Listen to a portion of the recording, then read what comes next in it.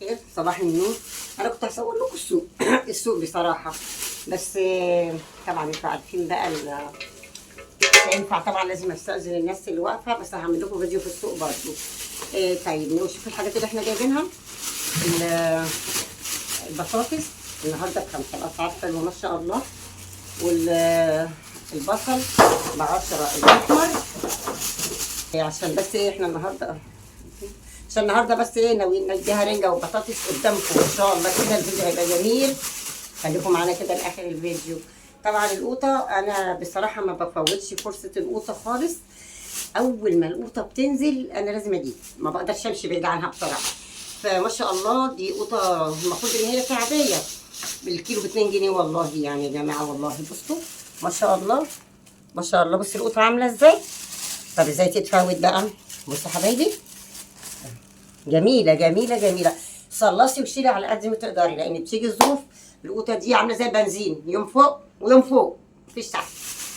فالنهارده ان شاء الله هنعمل رنجه وهنعمل بطاطس، ويلا معانا. الفيديو طويل وجميل، وبشكر جميع اللي دخلوا قناتي وشكروني قبل بشكر جميع اللي دخلوا القناه عندي وعملوا لي تعليقات، وبشكر جميع اللي هيتفرج على القناه ويخش عندي، والقناه هتبقى جميله جدا، وفيديو النهارده رائع. خليكم معانا للاخر. بسم الله ما شاء الله، الله اكبر، ولا حول ولا قوه الا بالله. خير يا جماعه، ذكر الرسول في بقنا كده على طول، ذكر الرسول عليه الصلاه والسلام. على فكره لما حد بيقول عليه الصلاه والسلام، هو بيقعد نص قعده بيقوم من نومته، وبيقعد نص قعده روحه بترجع له. مجرد ما بنقول الصلاه على النبي او عليه الف صلاه والسلام او عليه الصلاه والسلام، الرسول نفسه بيقعد كده نص قعده وبيقول وعليكم السلام ورحمه الله وبركاته، بتتحسب ب10 حسنات. وبيتذكرنا يوم يعني احنا اللي صلينا عليه كتير يوم القيامه اول ناس بيتذكرنا وينده لنا عند الصراط. بصوا يا حبايبي، انا الاول المفروض القوطه المستويه، لما باجي بقى اجيب قوطه زي كده المستويه كلها بروح حطها اللي هي ما تستحملش، بروح حطها في طبق زي كده، والجامده بعزلها منها زي كده. النهارده الفيديو جميل قوي يا حبايبي، النهارده الفيديو جميل، وخشوا قناتي ومش هتندموا، هتتعلموا مرضينكم، هتتعلموا في امور. انا ما بعلمش حد طبعا، كلكم احسن مني، بس على الاقل بنذكر بعض، بنذكر بعض عشان نفتكر ديننا على طول. طيب اللهم صل على سيدنا محمد عليه الصلاه والسلام. كده احنا بنحط الجنب هنا والمستويه هنا. طبعا انا كنت هصور كل، بس طبعا القوطه كتيره والفيديو هيطول عليكم. بعد ما افرغ القوطه هنرجع لبعض تاني عشان نعمل بقى نكمل الفيديو جميل جميل جميل. هنعمل الرنجه على القعده الارضي وعلى البوتاجاز اللي ورايا ده، البوتاجاز اللي هو بتاعنا بتاع امهاتنا زمان. والفيديو جميل يا حبايبي قوي قوي قوي. تابعوا الفيديو للاخر، اخلص القوطه وارجع لكم. يا جماعه مين بقى يضيع فرصه زي دي؟ ما شاء الله الله اكبر. يعتبر انا جايبه 30 كيلو، تمام. ده الجامد، صوري اسمع، ده الجامد اللي طلع منها سلطه الكيلو ب5 جنيه زي دي بالظبط. وده كله طبعا انا هصلصه. انا بعمل بغسله، بنضفه، وبعد كده بحطه على النار، وبعد كده بيتحط في الخلاط ويتصفى في مصر. واحتمال نعمل يعني مع بعض برضه. شفتوا ادي اهو 60 جنيه قوطه، ب 60 جنيه يا جماعه في عز الغلا. كل دول كده جامد وبصله وحمرا وجميله، مش مفعصه، ما بيطلعش فيها واحده بسيطه كده يعني يا دوبه. ايه رايكم؟ شاطره. طيب هنبتدي كده بقى الاكله بتاعتنا، نبتدي بقى نقشر البطاطس. بسم الله توكلنا على الله، ولا حول ولا قوه الا بالله العلي العظيم. ودايما نخلي في بقنا ذكر الله كده عشان حتى الاكل يطلع حلو. تمام كده. والله انا عندي القشره، بس انا ماليش في المواعين بتاعت التطور دي. انا ما بحبش اي حاجه متطوره، انا بحب اعمل بحاجتنا احنا بقى بتاعت الزمن الجميل، سكينه ودي الحاجات اللي احنا متعودين عليها بقى، كل واحد طبعا متعود. طيب انا عشان ما اطولش بس عليكم الفيديو، هرجع لكم تاني اشرب بس وارجع لكم يا حبايبي. هرجع لكم احنا بنقلي كده والفيديو لسه جميل وطويل ان شاء الله. ولا حول ولا قوة إلا بالله العلي العظيم. بسم الله ولا حول ولا قوة إلا بالله. احنا دايما واحنا قاعدين كده مثلا بنطبخ، بنقلي، وخصوصا النار يعني ما يكون في زيت على النار يعني. فدايما بيبقى ذكر الله كده ببقنا. ليه؟ لأن الملائكة بتحطنا دايما لما يكون ذكر الله في بقك حبيبتي على طول كده، وانت بتصلي شغل البيت، وانت بتقلي، وانت بتعملي أكل، وانت بتغسلي، خلي دايما ذكر الله في بقك كده، ودايما صلي على الرسول عليه الصلاة والسلام، ودايما نقول سبحان الله ولا حول ولا قوة إلا بالله العلي العظيم. لأن لا حول ولا قوة إلا بالله المفروض إن هي مفتاح الجنة، والمفروض إن إحنا كده بنستعيد بده كل شيء. تمام كده؟ فأكيد هيحمينا طبعا لو قاعدين على نار زي كده. دايما نخلي ذكر الله بقنا، لأن هتيجي علينا أيام ساعة فتنة المسيح الدجال في الآخر طبعا علامات القيامة. مش هيبقى فيه طبعا أكل ولا شرب، المسيح الدجال المفروض إن هو بينزل يقول أنا ربكم الأعلى. تمام؟ فطبيعي إن إحنا المؤمن قوي اللي هو بيقول ذكر الله على طول زينا كده، مثلا أنا وأنت وهي فطبيعي طول ما ذكر الله بقنا مش هننساه في فتنة المسيح الدجال. تمام؟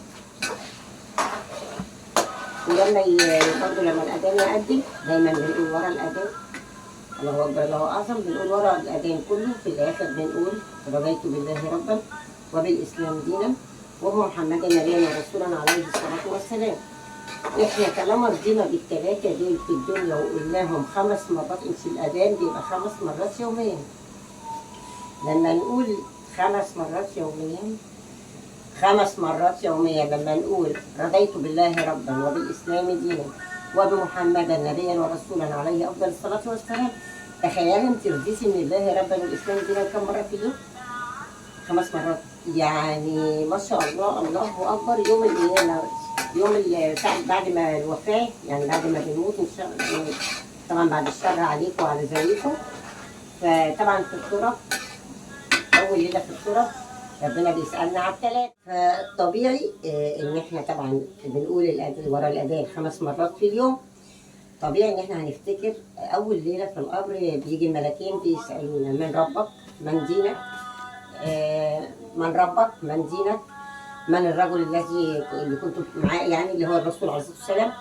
فطبيعي إن إحنا طبعا بنقول 5 مرات في اليوم رضيت بالله ربا وبالإسلام دينا ومحمدا نبيا ورسولا. فأكيد ربنا هيذكرنا في اللحظة دي. وطالما تعدينا الموقف في أول ليلة في القبر فده حاجة جميلة جدا جدا جدا. مش هنخسر حاجة لما نقول عليه الصلاة والسلام اللهم صل وسلم وبارك عليك يا رسول الله. اللهم صل وسلم عليك يا رسول الله عليه الصلاة والسلام. عليه الصلاة والسلام. طيب بقى طبعا إيه، إحنا مش طبيخ بس، إحنا هنعمل كذا حاجة. أنا مقسمة اليوم بتاعي طبعا. عايزه اعرفكم بقى. هو انا طبعا سبحان الله انا كده بسهر، يعني بلاقي نفسي طبعا البرنامج اليومي بتاعي ممكن مثلا انام الساعه 8 واصحى ايه 1 2 لغايه الصبح. فماشيه ازاي بقى؟ طبعا ايه، لو في مواعين بغسلها، لو في حاجه، لو في غسيل هيتغسل بغسل. بعد كده بخش في بقى الاكل. انا بحب اخزن طبعا الحاجه في البيت عشان تبقى قدامي اول ما اعمل الاكل يبقى. تمام كده. يقوم مثلا حد من ولادي يلاقي الاكل بتاعنا، مش يقوم بقى لسه هنفكر نعمل ايه النهارده. فتيجي بقى ايه، طالما الحاجه موجوده عندك في البيت كده دي راحه كويسه جدا ليكي ان انت تعملي اكلك على طول. بخلص بعمل اكل ولادي، وبعد ما بنتغدى بسمي الله وبخش على مكانتي وعلى خياطتي. انا طبعا بخيط في البيت واحنا مع بعض على طول هنشوف الحاجات دي. بخيط وبصلح ملابس، وبصنع برضو بمشيئة الرحمن كده، يعني بمساعدة ربنا ونعم بالله. بعمل لكالك الصغنونة بتاعت البيبي هوريها لكم برضو. وكل بصوا يعني كل خفيف وكل تقيل ان شاء الله كده ربنا بيقدرني وبعمله. واحنا مش عيب لما نجيب قرش احنا قاعدين في بيتنا، بدل ما نسيب عيالنا مثلا ونخرج نشتغل بره ونسيب الولاد طول النهار من غير مراقبه من غير حاجه. لا طبعا انا برضو ايه، كل ست بيبقى ربنا مديها موهبه معينه بتعملها. واحدة بتخيط واحدة تمام كده. طبعا بقى بخيط مثلا لغاية الساعة 7 لغاية الساعة 8. بس أنا بقى إيه، نفسي أقول حاجة كده يا حبايبي، والله مش أنا بقى يعني أحسن منكم، ولا أنا تفكير أحسن منكم. أنا كل ما في الموضوع إحنا بنعلم بعض أو بنذكر بعض بالصح. طول ما أنا ابني معلمة الصح، يعني أنا مثلا أقول له إيه، ابعد عن الوحش، ما تصادقش ولد مش كويس. عارفين يا حبايبي، انا اكتشفت والله ان نص المجتمع مريض، اطفال، شباب، سيدات، نص المجتمع حاليا. وكل ما بتبدا علامات القيامه الكبرى المرض بيتفشى. يعني احنا ما كناش نتخيل ان الطفل بيقطع طفل، يعني معلش، انا لما باجي اقطع الفرخه ببقى خايفه من الدم. ده انا لما اجي مثلا اشوف حادثه معينه كده ببقى مرعوبه، والله ببقى مرعوبه. فعشان طفل يمسك طفل ويقطعه كده، طبعا انا بصراحه معلقه الغلط كله على والدته بجد. منها لله حسبي الله ونعم الوكيل. ده حتى من بدء الخليقه وهما بيقولوا لنا الام مدرسه، لو اعددت شعب طيب الاخلاق. طيب لما تكون الام نفسها تعبت نفسيه العيل، ما هو العيل بالتالي هيعمل حاجه غلط في حاجه في المجتمع، في حد من المجتمع. اصبح طبعا الغلط يتفشى في المجتمع كله. فبصراحه يعني معلش احنا بنقول ايه، التطور تهور زي ما بيقولوا. النت فيه حاجات كويسه وفي حاجات يندو لها الجبين. يعني معلش، في حاجات ممكن ايه زي اليوتيوب مثلا بتاعنا، احنا بنعلم الاكل، بنعلم بعض، بنذكر بعض. ما حدش احسن من حدش نعلم حد، بس بنذكر بعض، بنعلم بعض.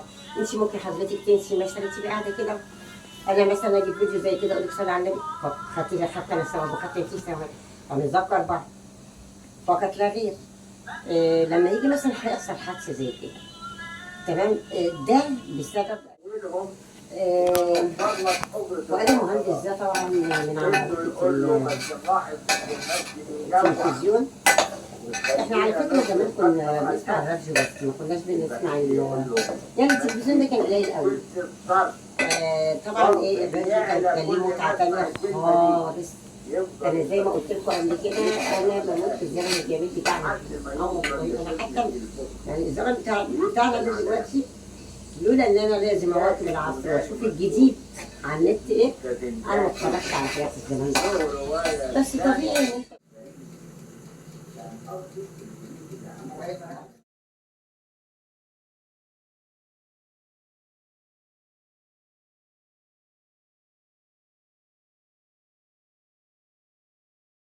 اكلتنا طبعا النهارده رنجة وبطاطس. اتفضلوا معانا، الف هنا وشفا لكل اللي شاف، والف هنا وشفا لكل اللي شاهد الفيديو، والف هنا وشفا لينا كلنا.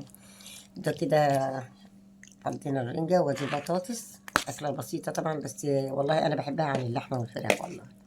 وولادي كلهم على فكرة بيحبوها أوي أوي أوي. الحاجات البسيطة دي بتبقى جميلة. أهم حاجة راحة البال. والحمد لله على نعمة ربنا، اللهم دمها نعمة واحفظها من الزوال يا رب، اللهم دمها نعمة واحفظها من الزوال. الروح ومغذية يا حلاوة الأكلة الشعبية.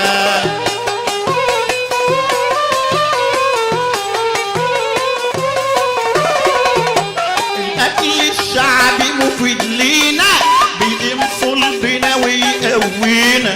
الأكل الشعبي مفيد لينا، بيقيم صلبنا ويقوينا. الأكل الشعبي مفيد لينا، بيقيم صلبنا ويقوينا. على فكرة الجرسون بتاعنا دي اللي احنا شغالينها دي اصلا بتعمل احلى شاي يا جماعة والله. دي جهاد عملت لنا الشاي. طب قلبي، طب كملي جميلي. تعالوا شوفوا معانا الشاي. ما اقولكوش بقى الشاي احنا الظهر ولا العصر؟ العصر. الشاي من الظهر للعصر ده شاي العصاري. احنا زمان كنا بنسميه شاي العصاري على فكرة. بيت الشاي بتاعت العصاري دي بتبقى جامدة قوي، والدنيا اتبهدلت اللي جهاد عملته كله ضاع.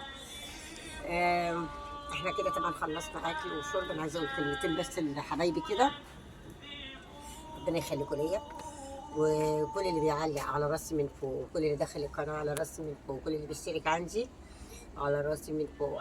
وبحبكم في الله.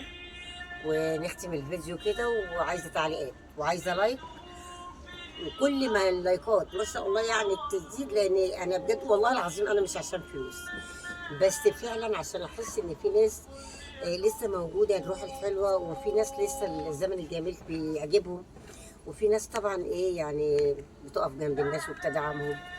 فانا مش عايزه غير تدعموني باللايك بس والاشتراك، وربنا يخليكم ليا القدام واللي لسه هيخشوا يشوفوا القناه، واحلى كوبايه شاي من قناه منوعات عائله ام عمرو. ربنا يخليكم ليا. باي باي. ربنا يخليكم ليا.